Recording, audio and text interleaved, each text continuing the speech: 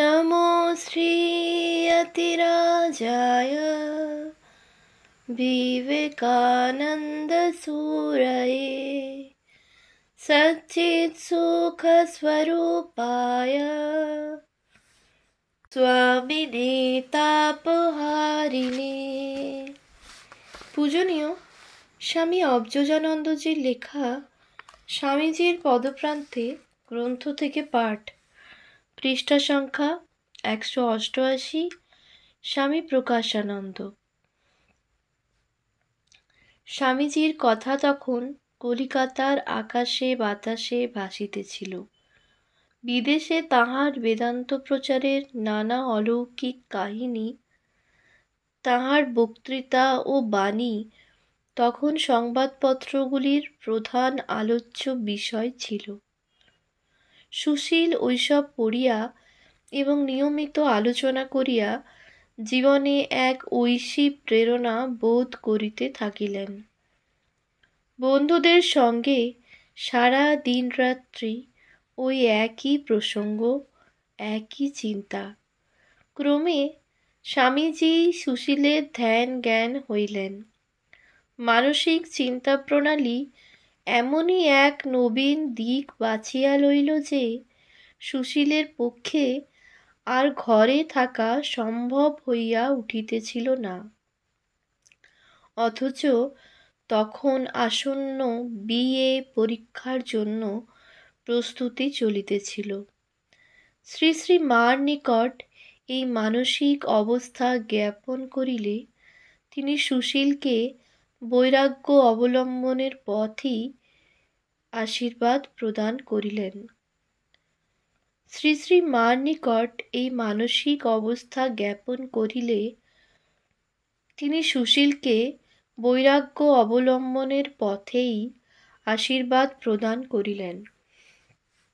মার আশীষ লাভ করিয়া অবশেষে বিবেকানন্দ বিদ্যুৎস্পৃষ্ট সুশীল সহসা একদিন ক্ষুদ্র সংসারগৃহ হইতে ঠিকরাইয়া উদার উন্মুক্ত আকাশতলে আসিয়া দাঁড়াইতে বাধ্য হইলেন।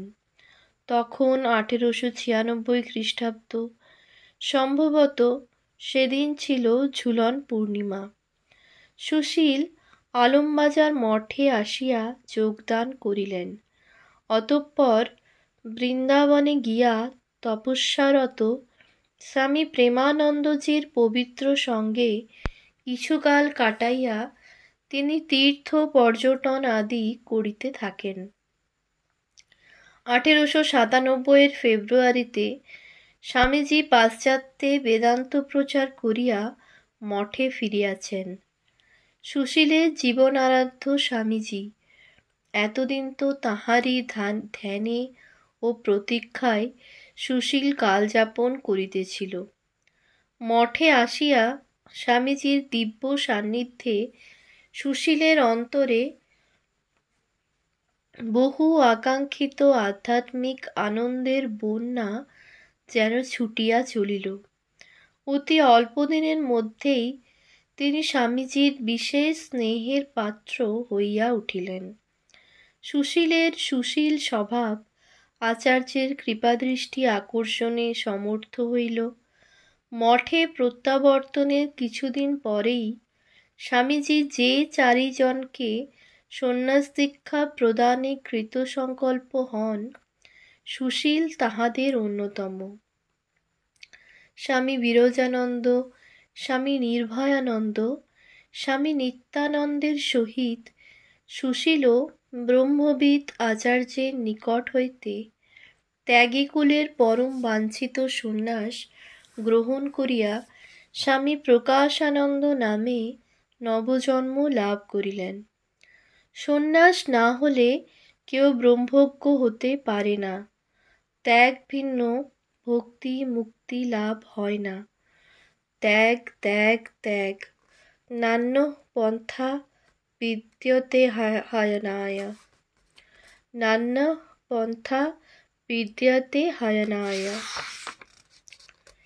সেদিন স্বামীজির মুখোচ্চারিত এই বাণী ত্যাগী প্রকাশানন্দকে কতখানি উদ্দীপিত করিয়া তুলিয়াছিল, তাহার চোখে মুখে দেহে প্রাণে যে অভূতপূর্ব রোমাঞ্চ জাগাইয়াছিল, উহার বর্ণনা কে করিবে। তবে ইহাই সত্য যে গৈরিক শোভিতকায় স্বামী প্রকাশানন্দ আত্মান মোক্ষার্থং জগদ্ধিতায় চ মন্ত্রের সাধনে সেই দিন হইতে সর্বতোভাবে আত্মাহুতি দিয়াছিলেন। স্বামীজীর অগ্নিময় ব্যক্তিত্বের সংস্পর্শে আসিয়া তাহার পদপ্রান্তে অতি ঘনিষ্ঠভাবে অবস্থানের সুযোগ লাভ করিয়া প্রকাশানন্দের আধ্যাত্মিক জীবনের অতি আশ্চর্য প্রকাশ হইতে থাকিল। যুগাচার্যের ভাবরাশি প্রকাশানন্দের মধ্যে উত্তরোত্তর মূর্তি পরিগ্রহ করিয়াছিল। অচিরেই তিনি স্বামীজীর অন্যতম অন্তরঙ্গ শিষ্য বলিয়া সকলের প্রিয় হইয়া উঠিলেন। 1898 শ্রী শ্রী দুর্গাপূজার মহাষ্টমীর দিনে স্বামীজি যখন বাগবাজারে শ্রী শ্রী মাতা ঠাকুরানীর পাদবন্দনা করিয়াছিলেন, মাতৃচরণমূলে সেদিনও তিনি স্বামীজির পশ্চাৎ অনুসরণকারী ছিলেন।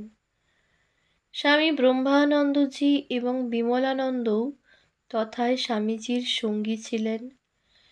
সেদিনের স্মৃতি প্রকাশানন্দের মানসপটে চির অম্লান ছিল। স্বামীজি ভুল লুণ্ঠিত দেহে মাকে সাষ্টাঙ্গ প্রণাম করিলে মা ডান হাতখানি স্বামীজির মাথায় রাখিয়া আশীর্বাদ করিয়াছিলেন। জননীর কাছে স্বামীজি সকৌতুক অভিমান ভরে সেদিন ক্ষোভ প্রকাশ করিয়া বলিয়াছিলেন, মা, এই তো তোমার ঠাকুর। কাশ্মীরে এক ফকিরের চেলা আমার কাছে যেত বলে সে শাপ দিলে 3 দিনের ভেতর ওকে উদারাময়ে এখান ছেড়ে যেতে হবে। আর কিনা তাই হলো। আমি পালিয়ে আসতে পথ পেলুম না। তোমার ঠাকুর কিছুই করতে পারলেন না।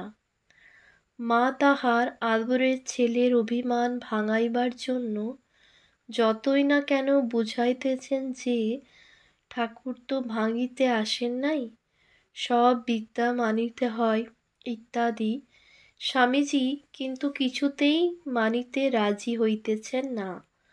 অবশেষে মা সহাস্যে উত্তর দিয়াছিলেন, না মেনে থাকবার জো আছে কি বাবা? তোমার টিকি যে তাঁর কাছে বাঁধা। তুষারমৌলি উন্নত শির পর্বত সহসা গলা ফাটিয়া অশ্রুর বন্যা আনয়ন করিল।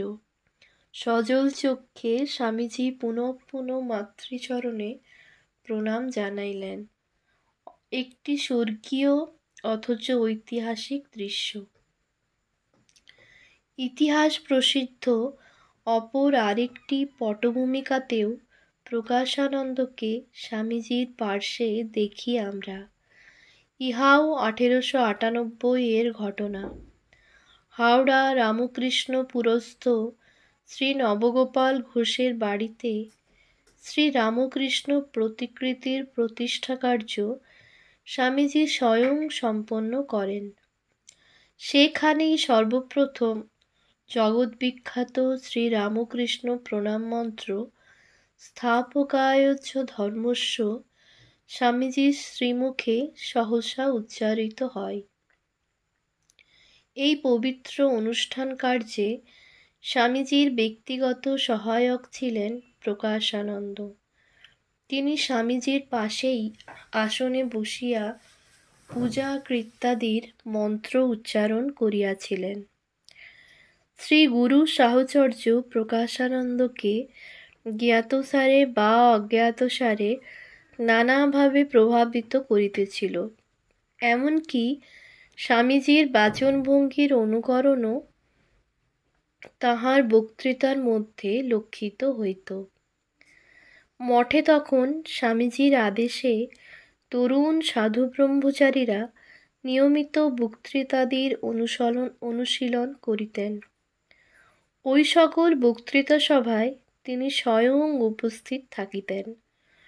একবার মঠের হলঘরে অনুরূপ একটি সভায় প্রকাশানন্দ আত্মতত্ত্ব সম্পর্কে 10 মিনিট অতি মনোজ্ঞ এক ভাষণ প্রদান করিয়াছিলেন।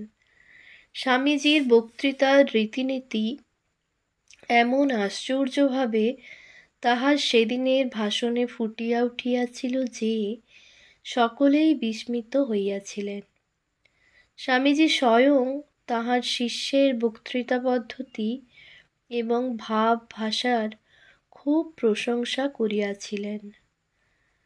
স্বামীজির আদেশে 1897 খ্রিস্টাব্দের মিশনের সেবাকার্যের সূচনা হইলে প্রকাশানন্দ দক্ষিণেশ্বর গ্রামে দুর্ভিক্ষ পীড়িতদের সেবায় কিছুকাল 12 অক্টোবর 1897 হইতে 9 জানুয়ারি 1898 পর্যন্ত আত্মনিয়োগ করিয়াছিলেন।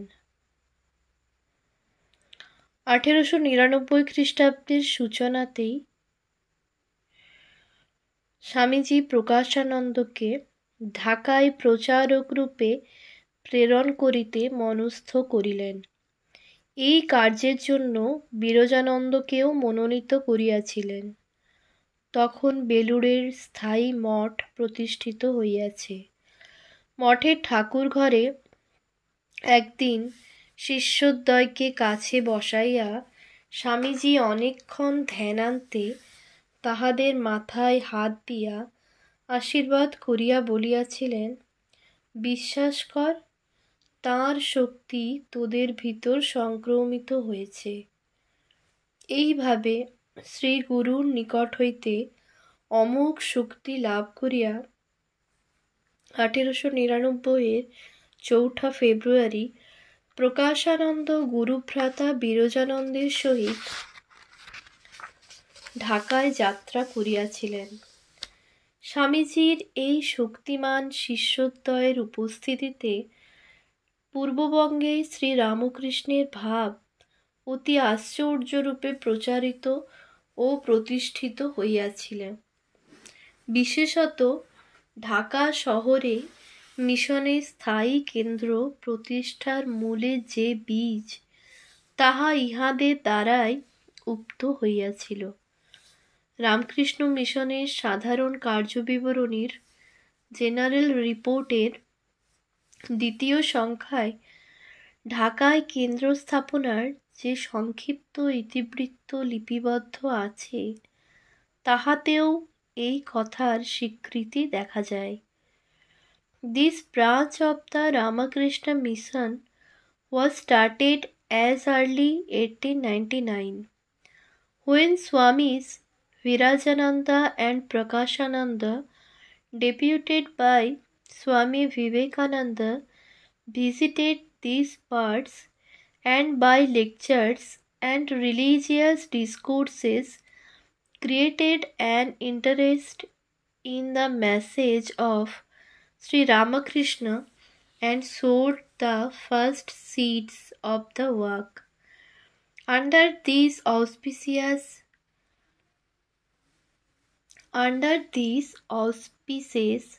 a society was started in which religious sittings were regularly held.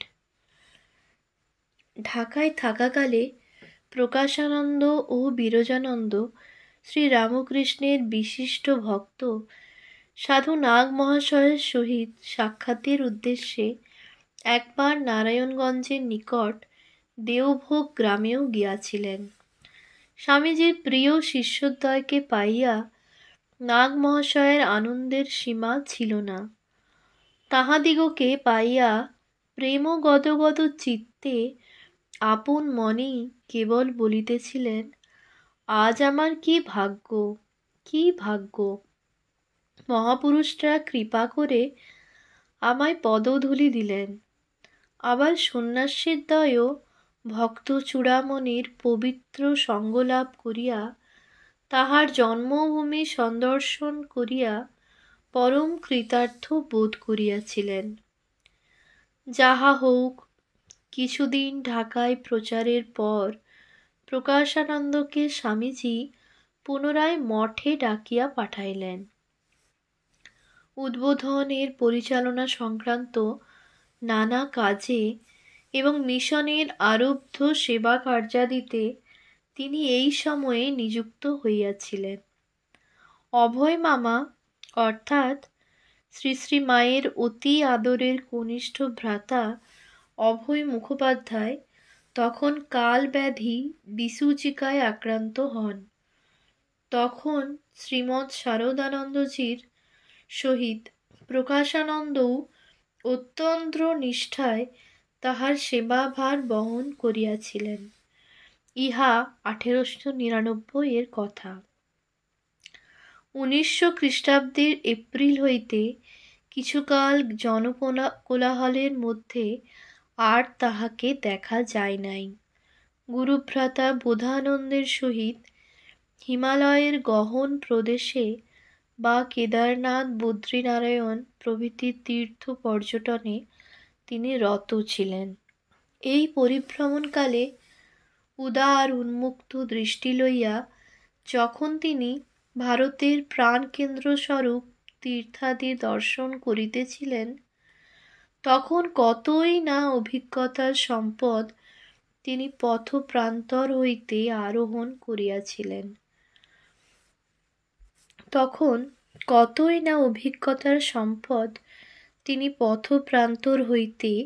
আহরণ করিয়াছিলেন। ক্ষুদ্র ক্ষুদ্র বহু ঘটনা তত্ত্বান্বেষী সন্ন্যাসীর মানসপটে নব নব জ্ঞানের রেখা অঙ্কিত করিয়া দিয়াছিল। এমন একটি ঘটনা যাহা তিনি আবেগের সহিত পরে উল্লেখ করিতেন, এখানে স্মরণ করা অপ্রাসঙ্গিক হইবে না। অরণ্য সংকুল তুষারময় পার্বত্য পথ, পরিব্রাজক সন্ন্যাসীদ্বয় বদ্রিকাশ্রম দর্শনান্তে দুর্গম বন্ধুর পথ বাহিয়া নামিয়া আসিতেছেন। সহসা একদল মহিলা তীর্থযাত্রীকে ওই পথে উঠিতে দেখিয়া তাহারা বিস্মিত হন। তাহাদিগকে দেখিয়া মহিলাগণ চিৎকার করিয়া বলিলেন, যদি পথহারা কোনো মহিলার সহিত তাহাদের কোথাও দেখা হয়, তবে যেন বলেন যে তাহার সঙ্গীরা তাহারই জন্য অপেক্ষা করিতেছেন। তিনি যেন নির্ভয়ে এই পথেই আসিয়া তাহাদের সহিত মিলিত হন। ওই নারীর ক্রোড়ে একটি শিশু সন্তান থাকিবে, দেখিলেই সন্ন্যাসীরা চিনিতে পারিবেন। কিছু দূরে আসিয়া সন্ন্যাসীদ্বয় অনুরূপ একজন মহিলা যাত্রীকে দেখিতে পাইলেন।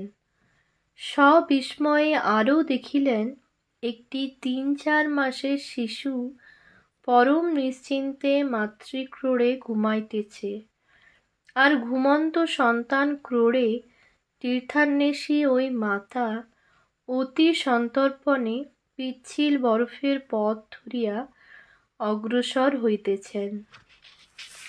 প্রকাশানন্দ ভাবিতে লাগিলেন, এই নারীর কি নিজের সন্তানের প্রতিও এতটুকু মমতা নাই?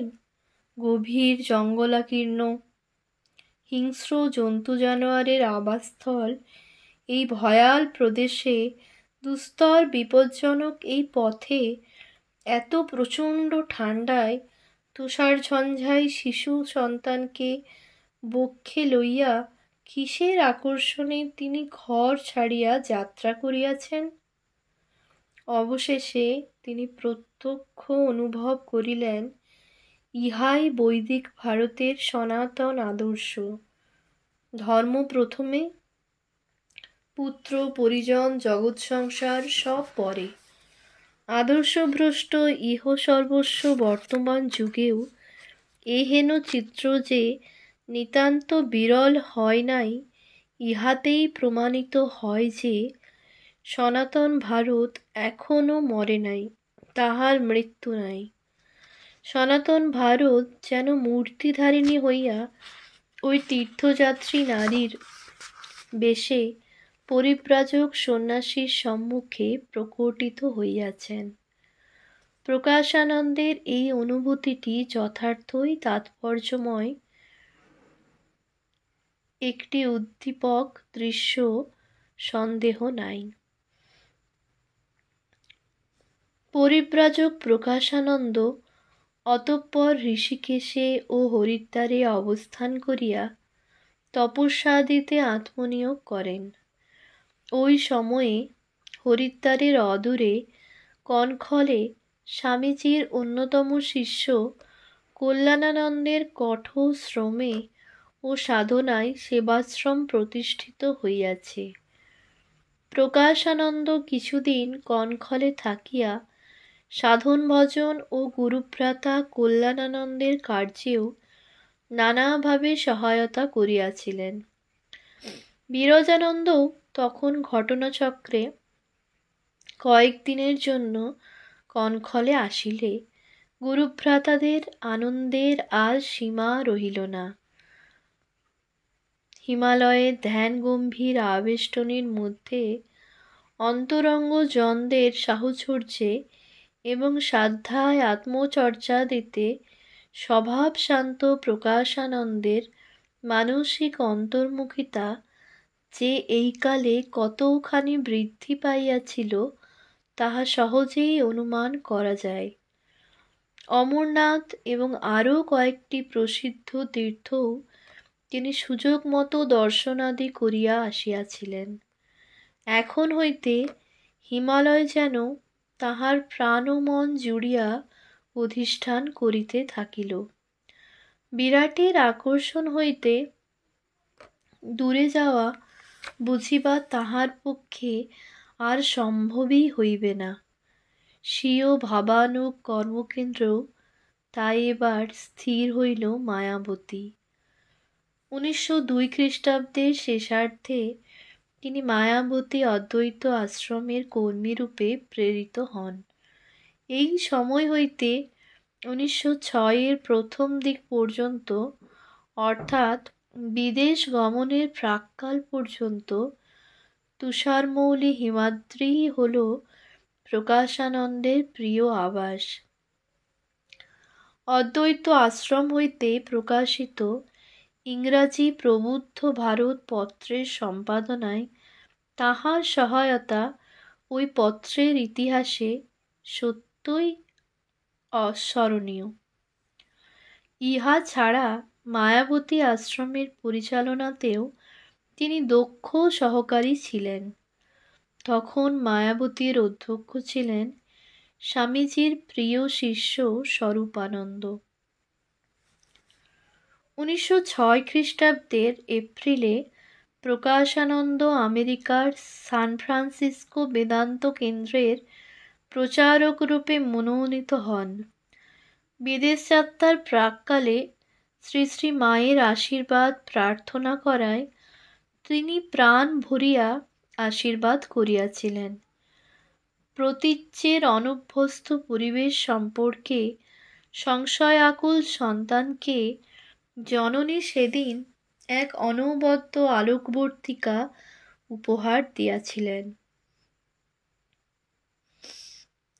প্রকাশানন্দকে মা সর্বশেষ উপদেশ দিয়াছিলেন, বাবা, মনে রেখো, যখন যেমন তখন তেমন, যেখানে যেমন সেখানে তেমন। প্রকাশানন্দও এই মাতৃ আদেশকে আজীবন শিরোধার্য করিয়া চলিয়াছেন। যাহা হোক, পরবর্তী আগস্ট হইতে সান ফ্রান্সিসকোস্থ হিন্দু মন্দিরের প্রতিষ্ঠাতা অধ্যক্ষ স্বামী ত্রিগুণাতীতানন্দজি প্রকাশানন্দের ন্যায় সুযোগ্য সহকারীকে লাভ করিয়া খুবই প্রসন্ন হইয়াছিলেন। এই সময় হইতে 1914 খ্রিস্টাব্দ পর্যন্ত দীর্ঘ 8 বৎসরকাল তিনি ত্রিগুণাতীত স্বামীর বহুবিধ কার্যে সহায়তা করিতে অশেষ দক্ষতার পরিচয় দিয়াছেন। উপযুক্ত কর্মী থাকায় নূতন নূতন কর্মপ্রয়াসও সৃষ্টি হইতে থাকিল।